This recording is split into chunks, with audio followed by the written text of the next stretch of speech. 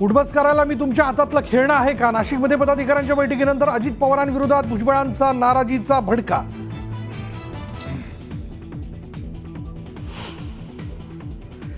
संतप्त भुजबळांचा थेट अजितदादांकडे निशाणा. माझ्या मंत्रिपदासाठी फडणवीस आग्रही, मग मंत्रिपद नाकारलं कोणी ते शोधणार.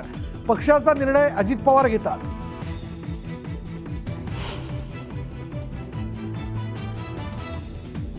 छगन भुजबळ अधूनमधून माझ्या संपर्कात असतात, तर नाराजींचेही निरोप येत आहेत. नाराज आमदारांबाबत उद्धव ठाकरेंचं सूचक विधान.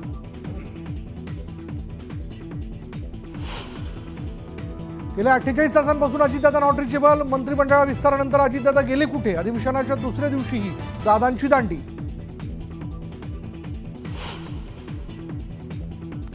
विधानसभा निकालानंतर पहिल्यांदाच उद्धव फडणवीस भेट. उद्धव ठाकरेंनी विधान भवनात घेतली मुख्यमंत्री फडणवीसांची भेट, तर नार्वेकरांची भेट घेतल्यामुळे चर्चांना उधाण. विधान परिषद सभापती पदासाठी राम शिंदे यांच्या नावावर भाजपकडून शिक्कामोर्तब. खात्रीलायक सूत्रांची न्यूज 18 लोकमतला माहिती. विधान परिषद सभापती पदाची निवडणूक 19 डिसेंबरला होणार. 25 जानेवारीपासून मनोज जरांगेंचं उपोषण. मनोज जरांगेंकडून उपोषणाची घोषणा, तर मराठा समाजाला आरक्षण देण्याची मागणी. परभणी बीडमधील घटनेवरून विरोधक आक्रमक. अधिवेशन संपण्यापूर्वी वाल्मिक कराडला अटक करा, विरोधकांची मागणी.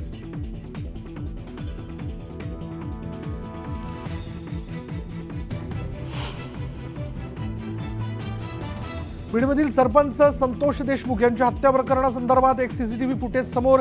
सीसीटीव्हीत पोलीस अधिकारी राजेश पाटील आरोपीला भेटल्याचं समोर.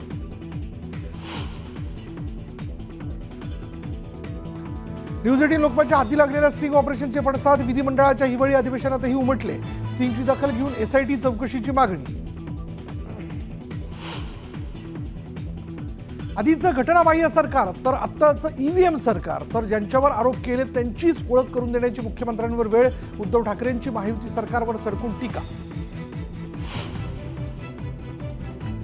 राष्ट्रवादी अजित पवार गटाकडून मुख्य प्रतोदपदी चेतन तुपे यांची नियुक्ती, तर तालिका सभापती म्हणून शेखर निकम यांची नियुक्ती.